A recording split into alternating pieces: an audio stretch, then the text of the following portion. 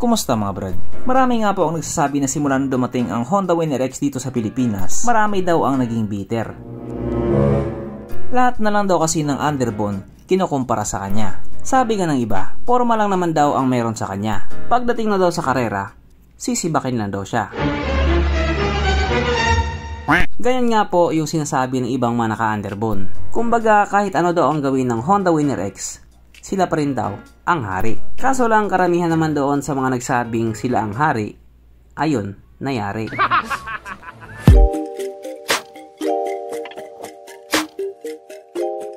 Pero syempre bago tayo magpatuloy, kung bago ka pa lamang napadpad dito sa aking walang kwentang channel, huwag ka na mag-subscribe. So yun na nga, hanggang ngayon nga po hindi pa rin tapos ang bangayan sa pagitan ng mga malalakas na underbone ko, no? Lahat nga po sila sinasabi nila, sila talaga ang number 1. Number 1 na hulugan. At dito nga po sa atin sa Pilipinas, isa nga po sa may pinakamataas na engine displacement pagdating sa kategory ng underbone. Walang iba SYMB F3i na yan, na mayroon nga pong 185cc. Kaya yan nga din po ang isa sa mga dahilan kung bakit sinasabi din nila na king din daw sila. O diba? Ang dami na nila. Pero alam nyo ba, bukod nga po sa SYMB F3i, meron pa pong isang underbone na mataas din yung kanyang engine displacement. At ito nga po ay ang kapatid ni Benelli RFS 150 na si Benelli R18i na mayroon nga pong 180cc.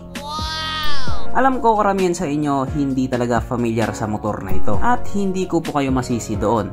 Kasi nga wala naman siya sa Pilipinas. Yung kapatid lang niya yung nandito. OMG, bibili na sana ako kaso wala pala sa Pilipinas.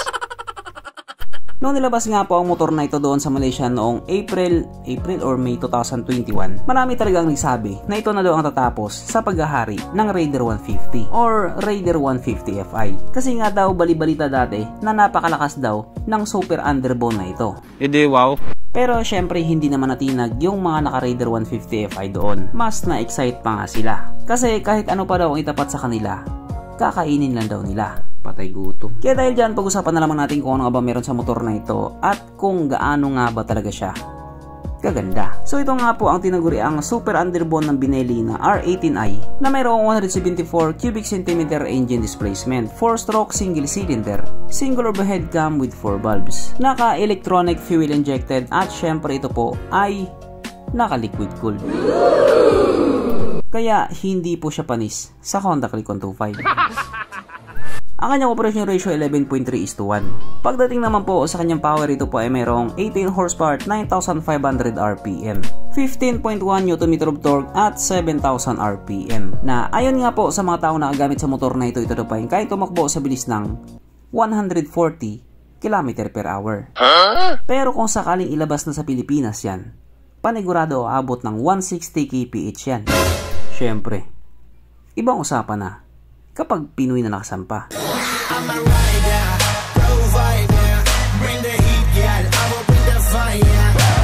Ang kanyang tangke ay kaya magkarga ng 4.8 liters fuel tank capacity na kumukonsumo naman na po ng 40 km per liter. So kahit nga po sabihin nating 180cc siya, matipid pa rin siya. Ang sukat na niyang gulong 80x80x17 sa harap at 120x70x17 naman sa likuran. Syempre parehas po itong naka-tubeless. Pagdating naman po sa kanyang braking system, ito po ay naka-disc brake sa harap at disc brake din po sa likuran. Kaso lang, may kaso lang. Kahit nga po 180cc na siya, wala pa din po siyang ABS. Pero sabi naman ng mga taong may ganito, okay kayo, wala naman daw problema kahit wala siyang ABS.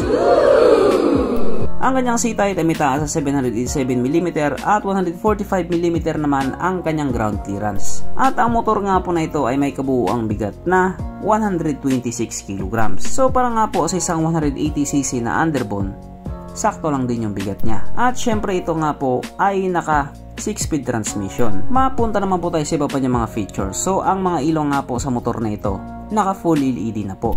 At speaking of ilaw, yung pinaka headlight nga po niya na nasa taas, mayroon po siyang LED projector. Kaya malakas po yung buga ng ilaw niya. Diyan naman sa may gitna, meron din po siyang projector na parang hugis mata. At kapag gabi nga po, para din itong galit. Yung akin din, kapag gabi laging galit, bastos. Ang kanyang gauge panel, syempre ito po ay naka full digital. So unang tingin parang simple lang siya. Pero kapag katagalan na, ay oo, simple lang talaga siya. Unlike nga po doon sa ibang mga underbone, hindi pa po ito nakakiles. Di susi pa din po siya. At kapag sinabi nga din po nating underbone, wala po siyang compartment. Kaya kung sakaling may bitbit ka, edi bitbitin mo, pungkol ka. At kung mapapansin nga din po ninyo, wala na din po siyang kickstart, na siya nga pong palaging hinahanap ng mga taong walang pambili. O diba?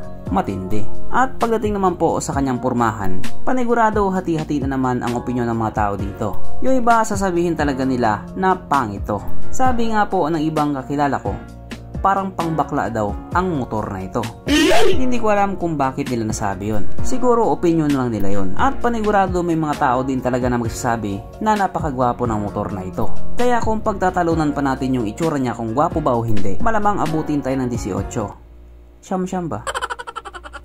Pero dito, hindi naaabuti ng siyam-siyam to. Sapagkat nandito na nga po tayo sa exciting na part, ang kanyang mga suspension. So sa harapang bahagi nga po ito ay ginamitan ng pangmalakasang upside down fork. At sa likuran naman ito po ay gumagamit din ng pangmalakasang monoshock. Na ayon nga po sa mga taong nakagamit sa motor na ito, maganda ang bounce.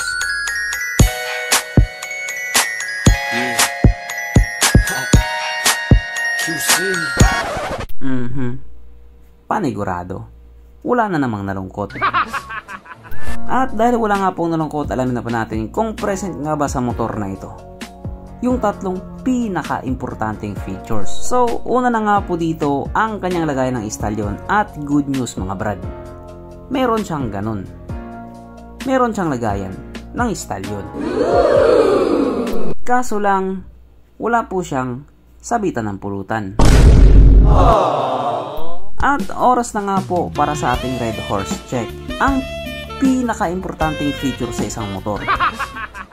At ayon nga po sa aking masusing pag-aanalisa, ang motor na ito ay kayang magkarga ng isang kahong Red Horse.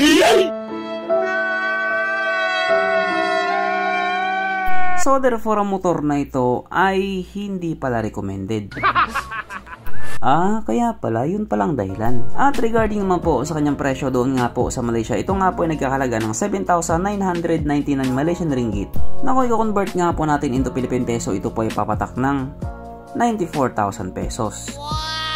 So kung ikukumpara nga po natin doon sa ibang underbone, di hamak na mas mura to. Pero syempre yun lang naman po ay presyo doon sa Malaysia. Magbabago din naman yan kapag nandito na siya. So hanggang dito na lang muna mga brad. Kung may gusto kong sabihin or gustong idagdag doon sa mga sinabi ko, mag-comment ka na lamang sa baba. Okay, bye.